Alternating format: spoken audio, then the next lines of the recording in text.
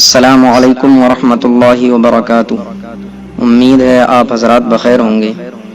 آج کے درس میں ہمیں وضو کی سنتیں بیان کرنا ہے، لیکن اس سے پہلے ایک چیز بتانا ضروری ہے، وہ یہ کہ جب ہم نے پہلے درس میں وہ چیزیں بیان کی تھیں جو وضو میں فرض ہیں، تو ان میں چہرے کی حد لمبائی میں یہ بتائی گئی تھی کہ جہاں سے سر کے بال اگتے ہیں وہاں سے لے کر تھنی کے نیچے تک یہ چہرے کی لمبائی میں حد تھی کہ اتنا دھلنا فرض ہے۔ اب اس میں اس بات کا خیال رکھنا ضروری ہے کہ یہ جو حد بتائی گئی تو یہ عام طور سے جو لوگوں کے بال اگتے ہیں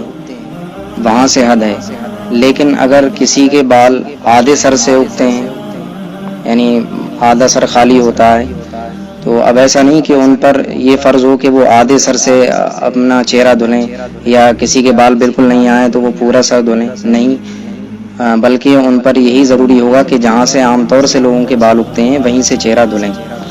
اب اگر کسی کے بال اس سے نیچے سے ہو گئے ہیں، مثلا آدھے ماتھے پر آ گئے ہیں، کچھ لوگوں کے ایسے بھی بال دیکھے جاتے ہیں، تو ان لوگوں پر بھی یہ ضروری ہے کہ وہ وہیں سے دھلیں جہاں سے عام طور سے لوگوں کے بال اگتے ہیں۔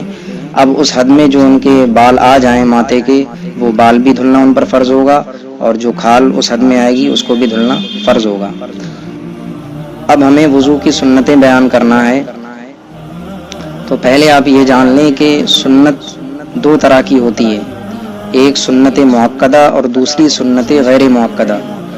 سنت مؤکدہ اس سنت کو کہتے ہیں کہ نبی پاک صلی اللہ علیہ وسلم نے جس پر ہمیشگی فرمائی، یعنی ہمیشہ اس کو کیا، لیکن بیان جواز کے لیے، یعنی اس لیے کہ تاکہ کوئی اس کو اس طرح ضروری نہ سمجھ لے، یعنی ضروری تو ہے سنت مؤکدہ لیکن اس طرح ضروری نہ سمجھ لے جیسا کہ فرض اور واجب ضروری ہیں، اس لیے کبھی نبی پاک صلی اللہ علیہ وسلم نے اس کو ترک بھی فرمایا۔ تو اس سنت کو ایک آدھ بار چھوڑ دینا یہ برا ہے، اور چھوڑنے کی جو عادت بنا لے تو وہ یقیناً گنہگار ہے اور قابل سزا ہے۔ اور سنت کی دوسری قسم سنت غیر مؤکدہ ہے، تو اس کو بھی چھوڑنا ناپسندیدہ ہے شرعاً، لیکن اگر کوئی شخص اس کو چھوڑنے کی عادت بھی بنا لے گا تو ناپسندیدہ عمل تو اس نے کیا، لیکن وہ شرعاً گنہگار نہیں ٹھہرے گا، اور نہ ہی اس کو یہ کہا جائے گا کہ وہ قابل سزا ہے، البتہ ناپسندیدہ ضرور ہے۔ تو وضو کے اندر جو سنتیں ہیں وہ ساری سنتیں مؤکدہ ہی ہیں، البتہ مسواک کے بارے میں یہ فرمایا گیا کہ مسواک اگر منہ میں بدبو آ رہی ہے تو ایسی صورت میں سنت مؤکدہ ہوگی، اور اگر منہ میں بدبو نہیں آ رہی ہے تو سنت مؤکدہ نہیں ہوگی۔ تو ہم سنتیں شروع کرتے ہیں۔ تو وضو میں جو سب سے پہلی سنت ہے وہ نیت ہے، اور نیت دل کے ارادے کا نام ہے، یعنی جب آپ وضو کرنے جائیں تو بس دل میں ارادہ کر لیں، یہ دل میں آپ کا ارادہ کرنا یہ نیت ہوگا، اور اس کے بعد پھر آپ وضو شروع کریں گے۔ نیت کا فائدہ یہ ہے کہ اگر آپ نے نیت نہیں کی اور اسی طرح وضو کر لیا، یعنی آپ نل پر پہنچے یا ٹنکی سے وضو کیا کسی بھی طرح، تو آپ بس گئے یوں ہی تھے، آپ نے چہرہ دھلا، پھر سوچا لاؤ ہاتھ بھی دھل لیں، حالانکہ آپ کا وضو کا ارادہ نہیں تھا، اسی طرح آپ نے سارے پارٹس جو وضو میں دھلے جاتے ہیں وہ دھل لیے، لیکن وضو کی نیت نہیں تھی، تو آپ کا وضو تو ہو جائے گا لیکن آپ کو وضو کا ثواب نہیں ملے گا۔ ثواب کے لیے ضروری ہے کہ آپ وضو کی نیت کریں، ثواب کے لیے ضروری ہے کہ آپ وضو کی نیت کریں۔ تو یہ پہلی سنت ہے کہ نیت کرنا۔ دوسری سنت ہے بسم اللہ شریف سے وضو شروع کرنا، یعنی بسم اللہ الرحمن الرحیم کہہ کر وضو آپ شروع کریں۔ تیسری سنت دونوں ہاتھوں کو گٹوں تک دھلنا ہے، یعنی جو ہماری کلائی جس کو کہتے ہیں، جو گٹے ہوتے ہیں وہاں تک دھلنا، یہ تیسری سنت ہے۔ پھر چوتھی سنت یہ مسواک کرنا اور اچھی طرح سے منہ کی صفائی کرنا، اور پھر اس کے بعد پانچویں سنت آتی ہے کہ کلی کرنا، اور کلی اس طور پر کریں کہ آپ 3 چلو پانیوں سے 3 بار کلی کریں، ایسا نہ ہو کہ ایک ہی چلو سے 3 کلیاں کر لیں، اور کلی کرنے میں غرارہ بھی کریں، لیکن اگر آپ روزے دار ہیں تو غرارہ نہ کریں، غرغرہ یا غرارہ دونوں لفظ استعمال ہیں، تو